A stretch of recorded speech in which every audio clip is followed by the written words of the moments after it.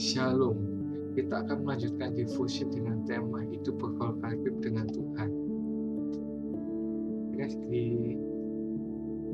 Yang diambil dari Mazmur 25 ayat 14. Banyak orang Kristen bertanya-tanya, apakah Tuhan bisa berbicara? Gimana sih Tuhan itu berbicaranya? Bicaranya audible, tegas gitu, atau lembut? Padahal mereka menjadi orang Kristen sudah cukup lama.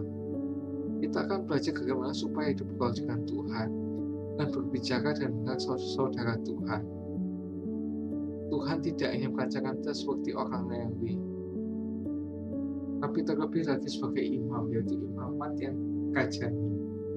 Nah, ini lebih detailnya di sesi yang lain tentang imamat kajani, orang Lewi, dan juga nanti tentang kemah suci itu nanti satu sesi sendiri kapan-kapan. Tuhan berfirman dalam Musa supaya mereka memungut bagi Tuhan persembahan khusus bagi yang terdorong hatinya untuk membangun kemah suci. Jadi mengatakan di Keluaran 25 ayat 1-9. Kemah suci bagi 3 pelataran yang merupakan tempat korban bakaran, terus ruang kudus dan ruang maha kudus yang merupakan tempat Tuhan berbicara pada Musa untuk menyampaikan tentang segala sesuatu yang disampaikan kepada orang Israel. Di dalam kemah suci ada perabotan-perabotan. Yang pertama di pelataran, mesbah korban bakaran dan bejana pembasuhan. Di ruang kudus ada kandil atau pelita atau yang biasa disebut kaki dian, terus meja roti sajian, dan mesbah makan ukupan atau dupa. Terus di ruang maha kudus itu ada tabut perjanjian yang ada dua loh batu itu yang berisi 10 perintah Allah, tongkat Harun yang bertunas, dan mana. Terus gimana cara kita itu hidup bergaul karib dengan Tuhan? Yang pertama, takut akan Tuhan. Takut akan Tuhan di sini bukan kita takut secara takut ya gimana, tapi kita takut ini maksudnya takut dengan hormat. Terus apa yang harus kita lakukan supaya kita hidup takut dengan Tuhan? Yang pertama, jangan ada terus di pelataran. Orang Israel kalau melakukan pelanggaran atau kesalahan harus mengorbankan kambing atau domba, sapi, dan burung sesuai dengan kemampuannya. Kemudian imam yang akan minta pengampunan dosa pada Tuhan. Tapi puji Tuhan, sekarang Kristus telah mati dan bangkit untuk kita. Maka itu jangan ada terus di pelataran. Kenapa? Kita nggak berdoa dengan sungguh-sungguh. Karena kita akan seperti babi ya. Bukannya kita nggak boleh makan babi ya. Tapi di sini babi itu kan secara alamiahnya kan memang suka mandi di lumpur. Karena memang dia nggak punya pori gitu loh ya. Nggak punya pori-pori untuk makan keringat. Jadi dia itu suka mandi di lumpur. Meskipun kita mandiin sampai jutaan kali pun tetap dia balik ke lumpur itu. Terus dikatakan di 2 Petrus 2 ayat 20-22. Terus yang kedua, kenapa kita jangan ada terus di pelataran? Yaitu menyanyiakan kasih karunia Allah atau mempermainkan Allah, tidak menghormati dan menghargai karya keselamatan yang telah dilakukan oleh Tuhan Yesus di atas kayu salib. Ini yang dikatakan di 2 Korintus 6 ayat 1 atau di Yesaya 24 ayat 10 ayat 4-14 yang menceritakan tentang wali yang berkarat. Terus yang kedua, apa yang harus kita lakukan supaya kita hidup takut akan Tuhan, yaitu hidup dipenuhi Roh Kudus. Itu dilambangkan oleh kandil atau pelita. Syaratnya itu apa? Pertama, harus dibaptis Roh Kudus seperti yang dikatakan di Matius 3 ayat 11b. Terus yang kedua, dipenuhi Roh Kudus setiap hari. Rasul 2 ayat 4. Ini dibaptis Roh Kudus sekali, dipenuhi Roh Kudus setiap hari, jangan kebalik ya. Terus caranya gimana supaya dipenuhi oleh Roh Kudus? Yang pertama itu meminta pada Tuhan, seperti yang dikatakan di Lukas 11 ayat 13b. Yang kedua direspon, mulai hangat dan mulai berbahasa roh, bagi yang dikasih ya, di Kisah Rasul 2 ayat 4. Terus yang ketiga diterima dengan santai, dikatakan di Kisah Rasul 2 ayat 2-3, turunlah dari langit suara bunyi seperti tiupan angin keras yang menuai seluruh rumah di mana mereka duduk, dan tampak lidah-lidah seperti nyala api hingga pada mereka. Terus apa hal-hal yang membuat Roh Kudus tidak tinggal dalam hati kita? Yang pertama, menghujat Roh Kudus, atau tidak percaya Roh Kudus dan karunia-Nya, atau menganggap karunia itu sudah berhenti, bukan untuk kita. Tapi karunia Roh Kudus tetap dikasih Tuhan untuk kita dalam menyebarluaskan kerajaan-Nya, dan juga untuk membangun orang-orang di dalam Tuhan. Yang kedua, memadamkan Roh Kudus seperti dikatakan di 1 Tesalonika 5 ayat 19. Yang ketiga, mendukakan Roh Kudus seperti dikatakan di Efesus 4 ayat 30-31. Kepahitan, kegeraman, kemarahan, pertikaian, fitnah, dan segala jenis kejahatan.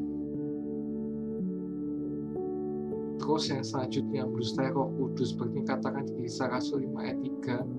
Itu anaknya Safira berbohong atau tidak jujur pada diri sendiri. Terus apa tanda-tanda orang yang sudah dipenuhi oleh Roh Kudus? Yang pertama, menyesal jika tidak bersekutu. Yang kedua, ingin selalu bersekutu dan membaca firman Tuhan, atau selalu haus seperti rusa yang menghidupkan surga yang berakhir, seperti dikatakan di Mazmur 42 ayat 2. Terus yang terakhir, dapat mengendalikan diri, yaitu selalu menuruti apa yang Roh Kudus katakan, walaupun daging lemah roh penurut ya. Terus yang ketiga, bagaimana cara kita itu hidup takut akan Tuhan, yaitu hidup kudus dan berkenan kepada Allah. Seperti yang dikatakan di Roma 12 ayat 1, kita harus menjadi pelaku firman.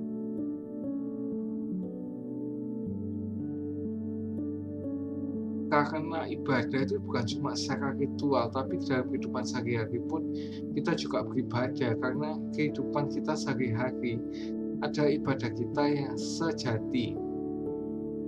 Terus buanglah segala ragi. Ragi itu apa sih yang di sini? Kemunafikan, kebencian, iri hati, dan hal-hal kedagingan lainnya.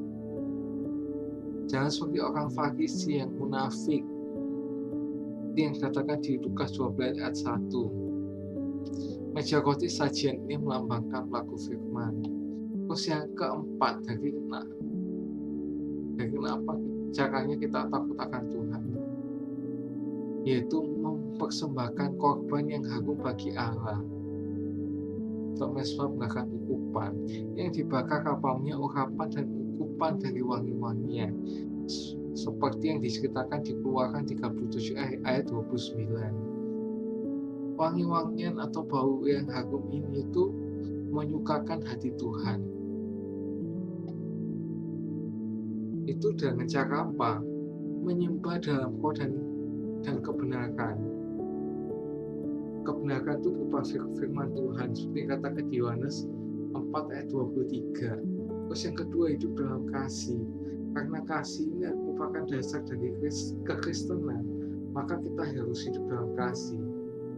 Seperti yang katakan di Efesus 5 ayat 2 tentang aplikasi kasih, dan 1 Korintus 13 ayat 1-7 tentang definisi kasih. Yang ketiga, persembahan syukur. Ini nggak selalu dalam bentuk uang ya, tapi seperti dikatakan di Mazmur 50 ayat 3a, yaitu tetap memuji dan mengucap syukur dalam masa kesesakan. Contohnya Paulus dan Silas di dalam penjara. Terus yang kedua, gimana sih cara kita berkali-kali benar Tuhan selain kita takut akan Tuhan? Yaitu perjanjiannya diberitahukan.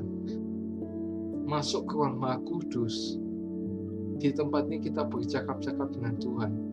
Di mana-mana ada Roh Kudus, kita nggak perlu suci dulu, kita nggak perlu membersihkan diri untuk masuk ke ruang Maha Kudus. Karena kita sudah disucikan oleh darah Kristus. Ini memang sulit, tapi harus punya tekad untuk masuk. Terus ini sikapnya apa? Kalau sudah masuk ke ruang Maha Kudus ini,